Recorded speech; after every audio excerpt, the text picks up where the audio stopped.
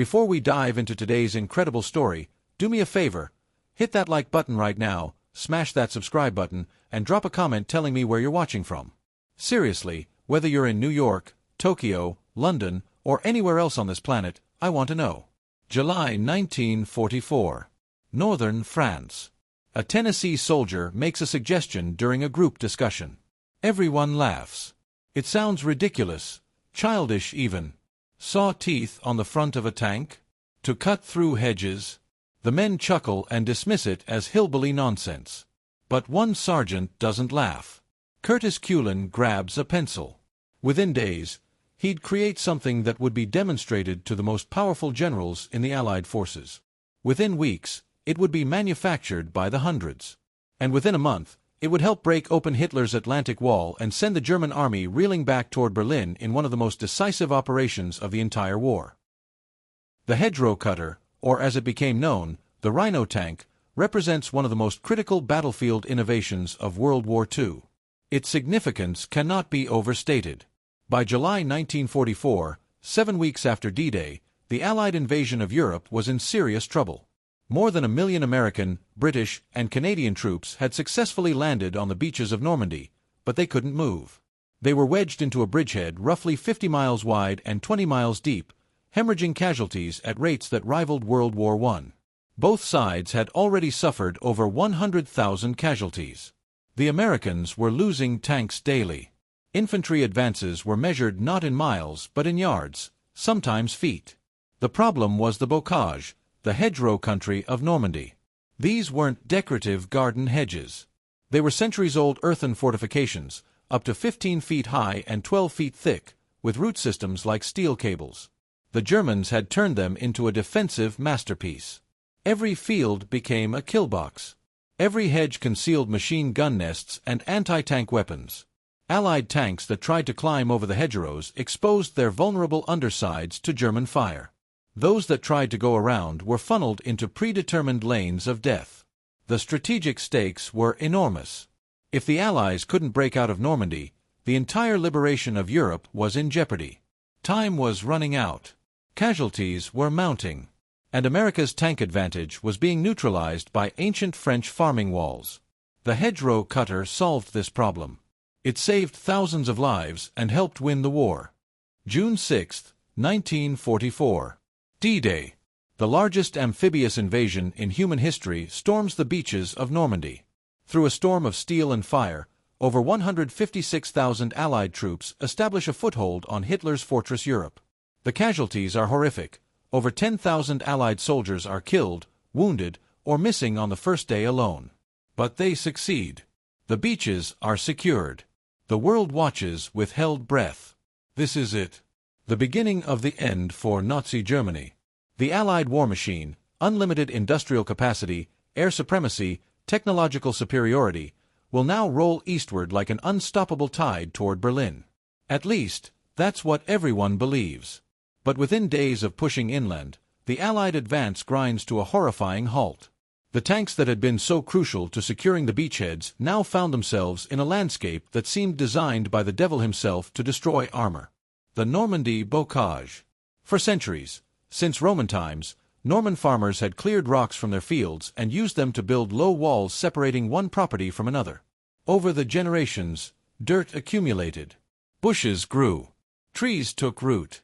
The fences became earthen embankments, averaging 4 feet high but sometimes reaching 15 feet.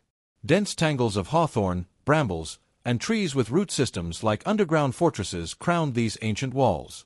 Fields were typically no more than 300 feet across, creating a patchwork landscape that from the air looked like a giant waffle and from the ground looked like a maze of death. The British and Canadian forces had trained in the English countryside, where hedgerows existed. But the Norman bocage was different. Denser, taller, stronger. And the Germans, masters of defensive warfare, had spent weeks preparing these ancient agricultural features for modern combat. They dug foxholes directly into the earthen walls, giving their machine gunners overhead protection from artillery. They positioned anti-tank weapons to cover the few gaps where roads cut through the hedgerows. They turned sunken lanes, roads worn below ground level by centuries of use, into tunnels of death where a single German squad with a Panzerfaust could destroy an entire column of American armor. Sergeant Curtis Culin III had landed in France shortly after D-Day with the 102nd Cavalry Reconnaissance Squadron of the New Jersey National Guard, the famed Essex Troop of the 2nd Armored Division. Born February 10, 1915, in Cranford, New Jersey, Culin had grown up during the Great Depression. At 29, he was practically a dinosaur compared to most of the teenagers who filled the ranks. But the Depression had taught him something invaluable: how to improvise, how to make something from nothing, how to see potential in scrap. He'd been a salesman before the war, sales promotion assistant for Skenley Distillers, computing window decorating costs and general clerking. Not exactly glamorous work, but it was a job when jobs were scarce. In 1938, he joined the National Guard. The cavalry unit trained on horseback and held riding exhibitions. It was considered elite, prestigious, a social club for young men who wanted to serve. But by 1944, the mounted cavalry had long since traded their horses for tanks. And now those tanks were dying in the hedgerows of France. Culin saw his comrades die. He saw tanks bellied up over hedgerows, guns pointing helplessly at the sky, flames pouring from holes punched through their thin underside armor by German anti-tank rounds. He saw infantry cut down by machine guns hidden in the walls. He saw the advance, the great Allied crusade to liberate Europe, bogged down into a grinding war of attrition that America might not win. And he knew something had to change. The story of ASV Mark III radar and the defeat of the U-boat menace offers profound lessons that echo through history, relevant far beyond World War II's anti-submarine warfare. First and foremost, this is a story about the decisive role of scientific innovation in modern warfare. The cavity magnetron, a piece of physics so fundamental it's now taught in undergraduate courses, changed the course of the war. Two physicists working in a laboratory at the University of Birmingham created a device that would help save Britain from starvation and enable the liberation of Europe. Science mattered. Research mattered. Understanding the electromagnetic spectrum mattered as much as understanding tactics or strategy. The contrast with Germany is instructive. German scientists had actually developed magnetron-like devices before the war but abandoned the research, believing centimetric wavelengths would never be practically useful for radar. When they captured a British magnetron in February 1943, they recognized its sophistication but moved too slowly to exploit the knowledge. In warfare, the side that innovates faster often wins, regardless of initial technological position. Second, this story illustrates the critical importance of intelligence and counterintelligence. The Allies' ability to deceive the Germans about why their METOX receivers had become ineffective bought crucial months during which U-boats operated essentially blind. The captured RAF officer's claim about METOX radiation detection was either brilliant improvisation or fortunate coincidence, but its effect was devastating to German morale and tactical effectiveness. Conversely, the German failure to connect their captured magnetron to their submarine losses shows how intelligence failures happen. The information existed. The hardware was in their hands. But institutional barriers, bureaucratic delays, or simple failure of imagination prevented them from putting the pieces together until too late.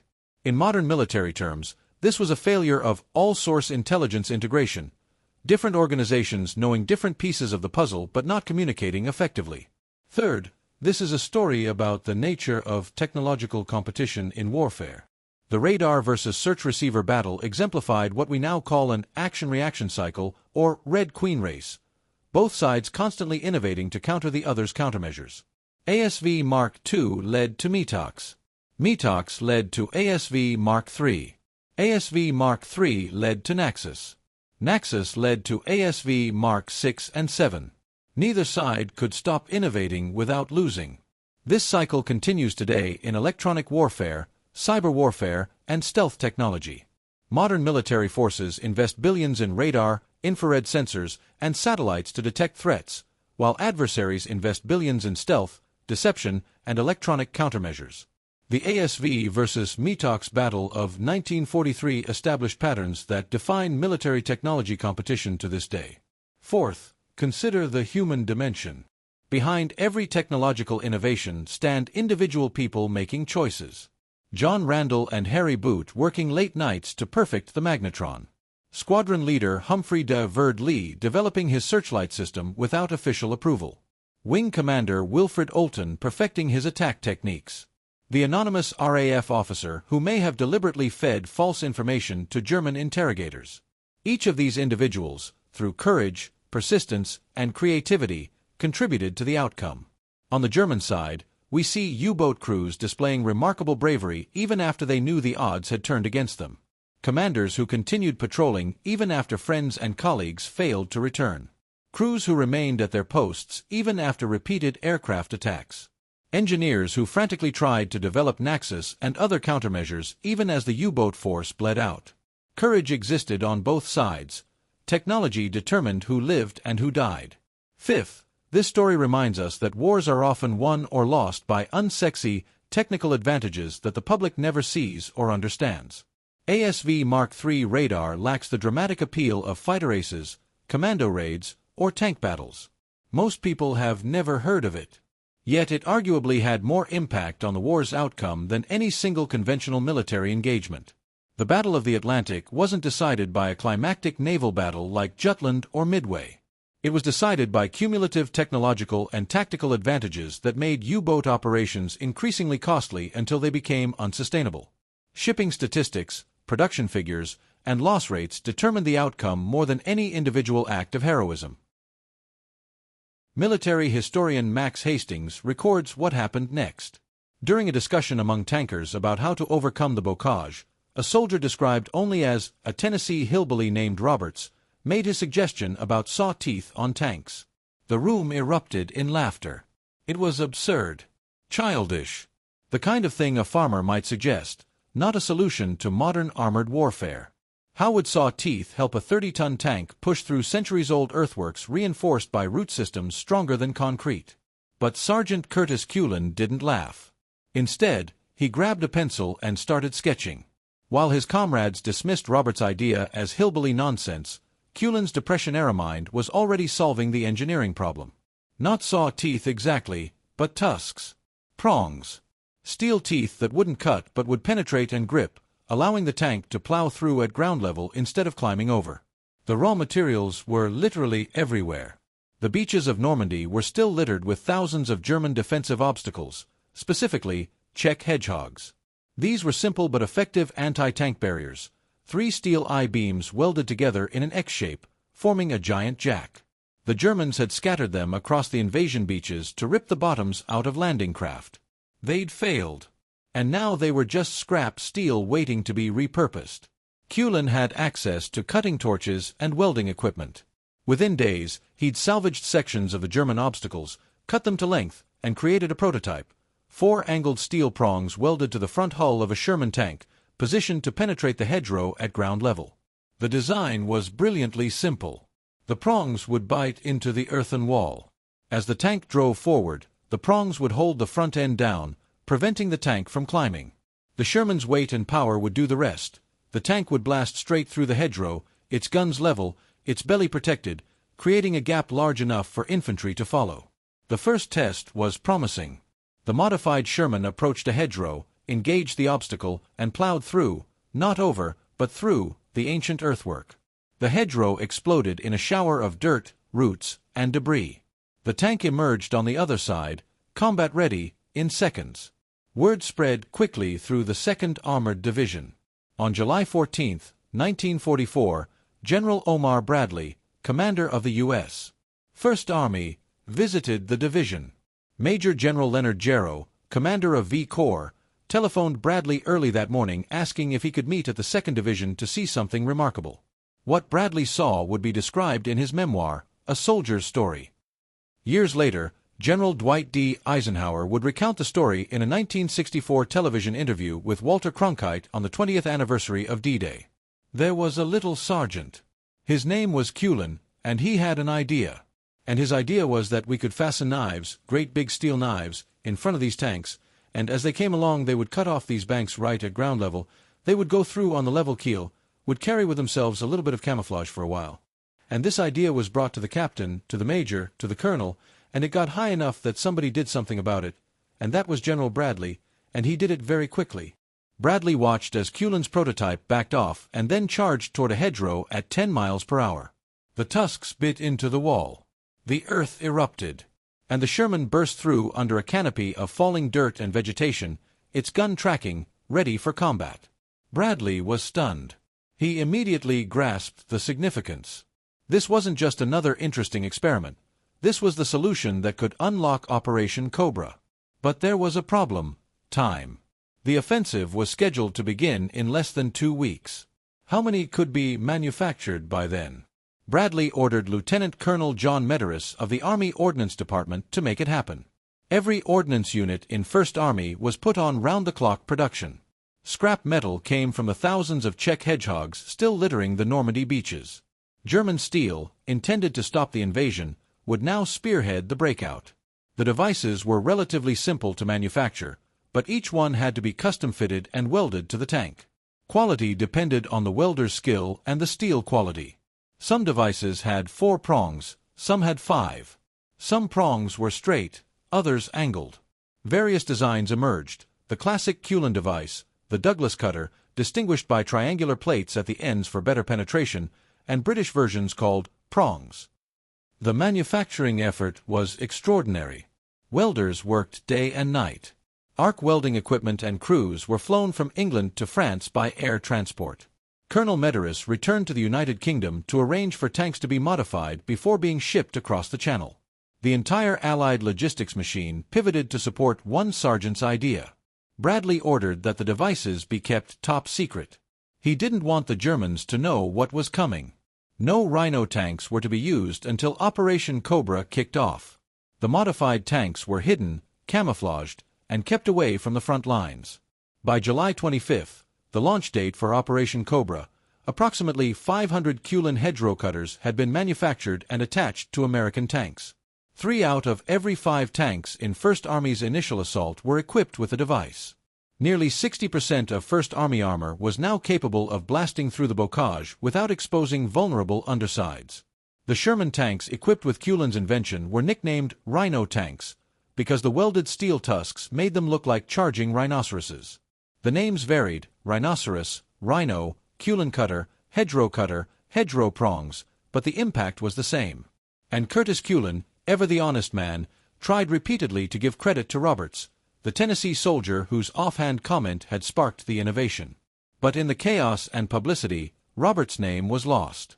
The device became known as the Culin hedgerow cutter, and Curtis Culin became, as Max Hastings described him, a very American kind of national hero. For his innovation, Sergeant Curtis was awarded the Legion of Merit for exceptionally meritorious conduct in the performance of outstanding services. But the real reward wasn't the medal. It was knowing that his idea would save the lives of his comrades and help win the war. The Rhino tanks were ready. The steel tusks were welded. The ordnance crews had worked miracles. Now they just needed Operation Cobra to begin. And on the morning of July 25, 1944, it did, with the largest carpet bombing of World War II, followed by a mechanized assault featuring hundreds of Rhino tanks ready to gore through Hitler's hedgerow fortress. The bocage, which had stalled the Allied advance for 7 bloody weeks, was about to meet American steel, German scrap metal, and the innovative spirit of a Depression-era liquor salesman from New Jersey who'd learned to make something from nothing. July 25, 1944. 9:38 a.m. The sky over St. Lo filled with aircraft. 600 Allied fighter bombers struck first, hitting German strongpoints and artillery positions along a 300-yard wide corridor. Then came the heavy bombers, 1,800 B-17s and B-24s from the U.S. 8th Air Force, carrying over 3,000 tons of bombs. For an hour, they carpet-bombed a rectangular area 6,000 yards by 2,200 yards on the St. Lo-Purriers Road. Medium bombers followed in a third wave. It was the largest concentrated aerial bombardment of World War II. The German Panzer Lehr Division, one of the elite armored formations in the Wehrmacht, took the brunt of the attack. General Fritz Bayerlein, the division commander, later described it as worse than hell itself. The landscape was transformed into a moonscape, cratered, burned, destroyed. Tanks were overturned. Command posts were demolished. Communications were shattered. Survivors stumbled through the smoke and dust like the walking dead, their minds shattered by the concussive force of thousands of tons of high explosives. But the bombing wasn't perfect. Due to navigation errors and wind carrying smoke northward, some bombs fell on American positions. On July 24th, a premature attack due to communication failures had killed 25 Americans and wounded 131. On July 25th, the friendly fire was even worse. 111 American soldiers killed, including Lieutenant General Leslie J. McNair, the highest-ranking American officer killed in the European theater. Nearly 500 more were wounded. Among those caught in the bombing was war correspondent Ernie Pyle, who later described it as the most sustained horrible experience he'd ever endured. Soldiers were buried alive by massive sheaves of earth raised by the explosions. Those who survived spent desperate minutes digging out their comrades with bare hands. General Bradley was horrified and angry. He'd specifically requested that bombers approach parallel to the front lines to minimize friendly fire risk, but most pilots came in perpendicular, dropping their loads across American positions. But despite the tragedy, Bradley understood the strategic reality. Operation Cobra had to continue. And when it did, the Rhino tanks made all the difference. On the afternoon of July 25th, Major General J. Lawton Collins, Lightning Joe Collins, commander of 7 Corps, made a crucial decision. Despite the slow initial progress, he ordered his armor exploitation force into the breach. The Rhino tanks rolled forward. What happened next transformed the Battle of Normandy from static warfare into a war of movement. The Rhino tanks didn't climb the hedgerows, they demolished them. At speeds up to 10 miles per hour, the tusked Shermans charged ancient earthworks that had stopped Allied advances for 7 weeks. The steel prongs bit into dirt and roots. The 30-ton tanks plowed through, exploding hedgerows in eruptions of earth and vegetation. They emerged combat-ready on the other side, guns level, ready to engage German positions. German defenders, already shattered by the bombing, now faced tanks that could appear anywhere, from any direction, without warning. The carefully prepared defensive positions, machine gun nests dug into hedgerows, anti-tank guns covering traditional crossing points, were bypassed entirely. The Rhino tanks created their own paths through the bocage, allowing American infantry to follow and flank German positions. By July 26th, the German defensive line showed 7 major ruptures. By the night of July 27th, the 30th Infantry Division, which had suffered the worst of the friendly fire casualties, reported that "this thing has busted wide open." The breakthrough was achieved. The exploitation phase began. The 4th Armored Division, under Major General Hugh J. Gaffey, led the exploitation. Moving rapidly southward through the shattered German lines, the division advanced approximately 25 miles in 36 hours, bypassing isolated pockets of resistance and capturing over 7,000 German prisoners at a cost of 700 American casualties. By July 30th, elements of the division had pushed 44 miles, securing critical bridges over the Saloon River and reaching Avranches, the gateway to Brittany. The 6th Armored Division reached Coutances on the west coast on July 27th, finding their reconnaissance units had already taken the town. They continued toward Granville, their light tanks moving at 25 kilometers per hour along roads, machine guns firing left and right at German infantry hiding in the hedgerows. The bocage, which had been an impenetrable fortress, was now just countryside. The Rhino tanks had broken its defensive power. American mechanized divisions, designed for rapid warfare, could finally operate as intended. The psychological impact was devastating for German forces. General Fritz Bayerlein of Panzer-Lehr Division reported that survivors of the bombing behaved like lunatics and could not be deployed. The subsequent rapid advance by American armor, appearing from unexpected directions and plowing through previously impenetrable terrain, completed the psychological collapse. German units that had held the line for weeks began to retreat, withdraw, and in some cases, simply dissolve. By July 31st, 19 Corps had destroyed the last major German forces opposing First Army. The breakout from Normandy was complete. American forces emerged from the bocage into the open country beyond. Field Marshal Gunther von Kluge attempted counterattacks, including Operation Luttich launched between Mortain and Avranches on August 7th, but these efforts failed. On August 8th, troops of the newly activated 3rd U.S. Army captured Le Mans, the former German 7th Army headquarters. The numbers tell the story of the transformation. Operation Cobra and its exploitation phase cost American forces approximately 5,000 casualties, roughly 1,000 from friendly fire during the preliminary bombardments, the rest from ground combat. British and Canadian contributions through Operation Bluecoat sustained another 5,000 casualties.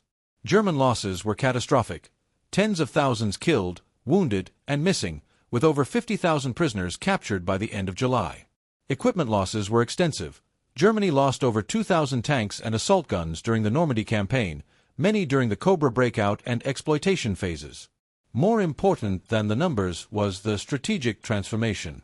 Operation Cobra changed the Normandy campaign from high-intensity infantry combat to rapid maneuver warfare.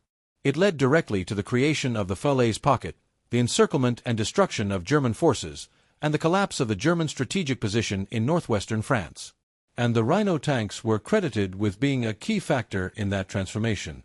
General Eisenhower himself recounted the story of Sergeant Culin and his innovation in multiple speeches and interviews. General Bradley devoted space in his memoirs to the hedgerow cutter. The simple device became legendary, an example of American ingenuity, field innovation, and the power of listening to ideas from junior enlisted soldiers.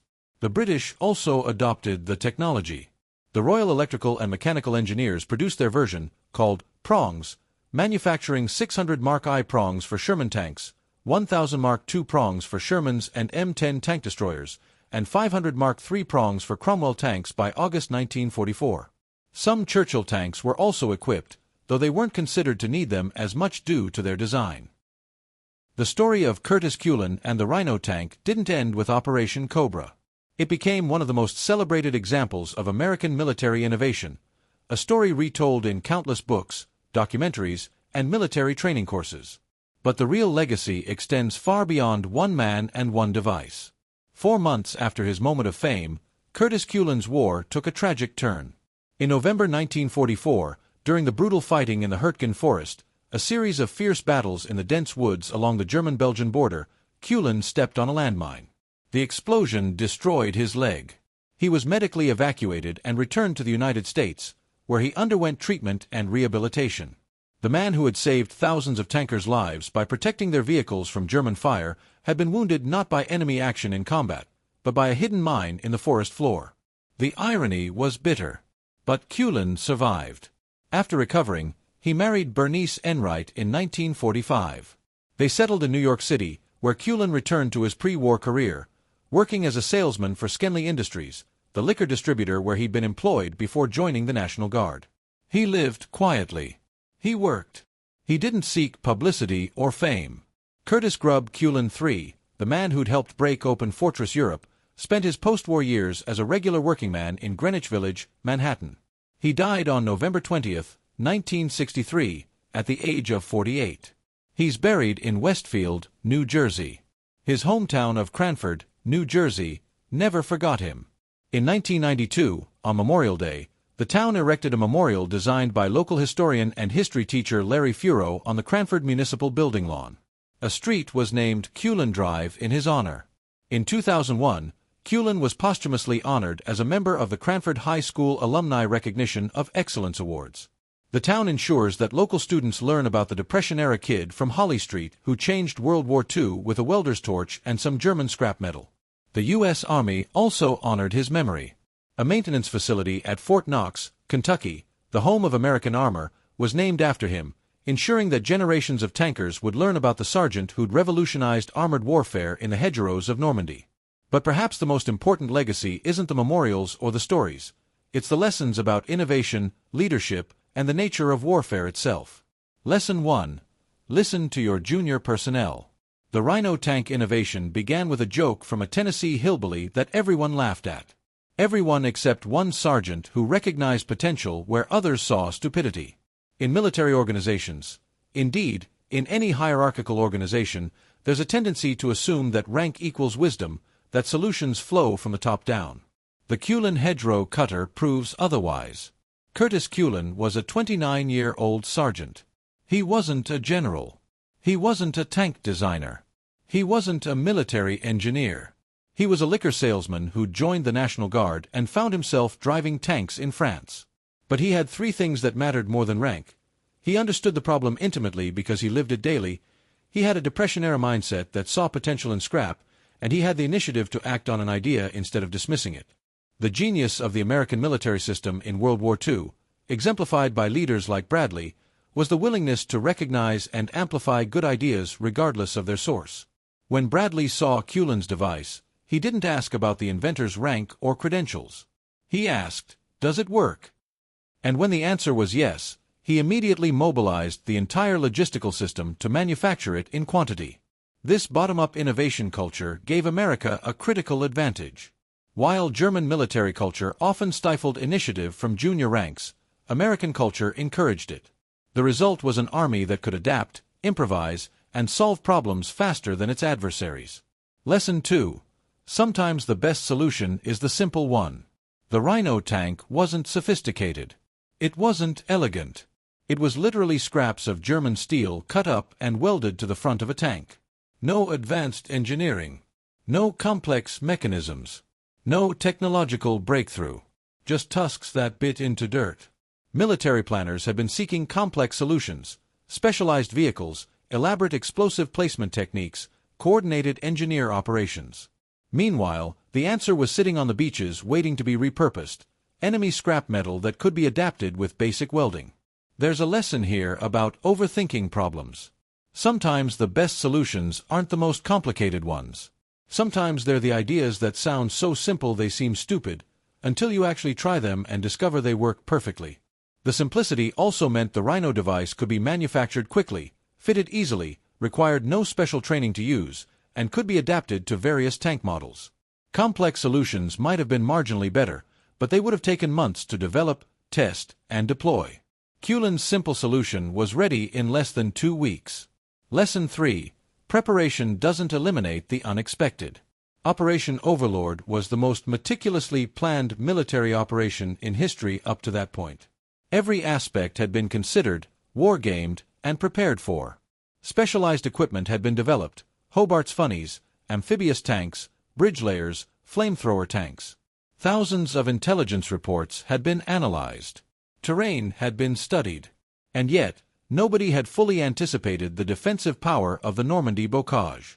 The hedgerows had been noted in intelligence reports. Training had occurred in similar terrain in England. But the actual combat reality exceeded all expectations.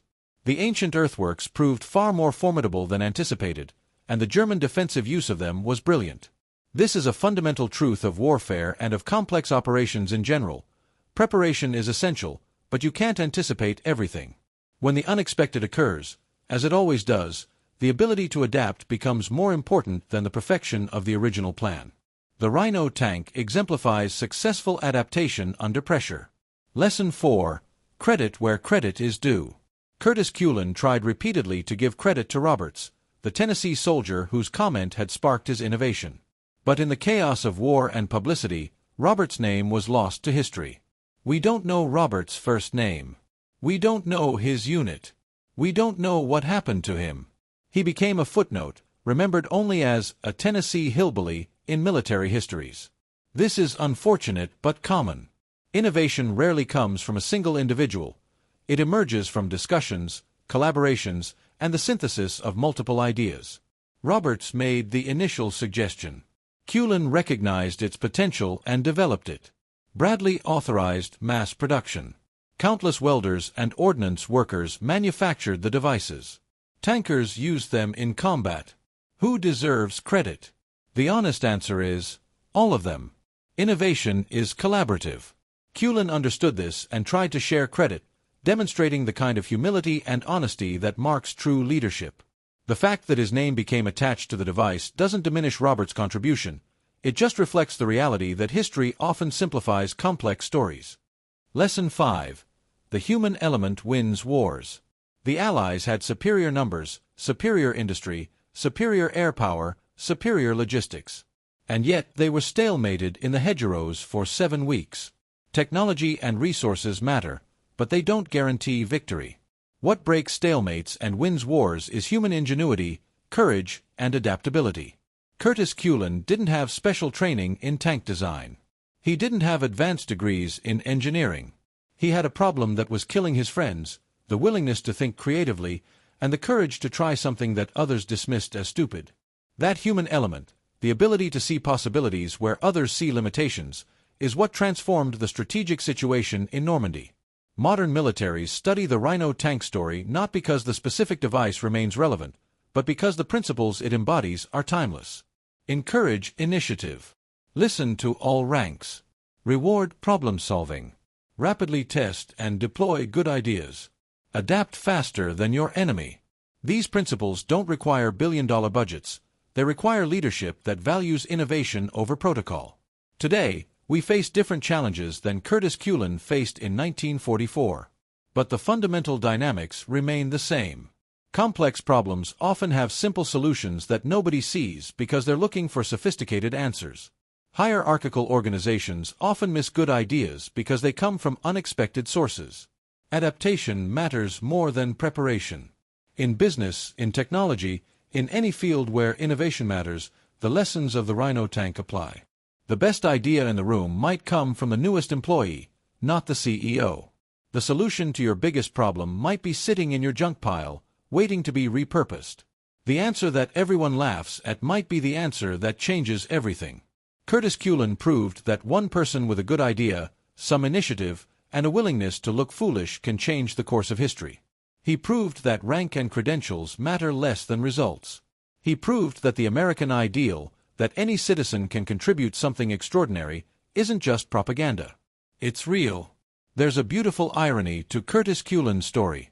This man who tried so hard to share credit, who repeatedly insisted that Roberts deserved recognition, became the name attached to the invention. And then he went back to selling liquor in New York City and lived quietly until his death at 48. He didn't write a book. He didn't go on speaking tours. He didn't leverage his fame into a career. He just went back to normal life. Like millions of other World War II veterans, he'd done something extraordinary when circumstances demanded it, and then returned to being ordinary when the crisis passed. That's perhaps the most American part of the story. Curtis Culin wasn't a professional hero. He was a regular guy who rose to the occasion, solved a problem, and then went back to living a regular life. He represents the citizen-soldier ideal, the idea that ordinary people can do extraordinary things when necessary, and then go back to being ordinary again. His legacy lives on in military innovation culture, in the tanks that bear his name, in the streets and memorials of his hometown, and in the thousands of tankers who survived the bocage because one sergeant saw potential in some German scrap metal and decided to build something from nothing.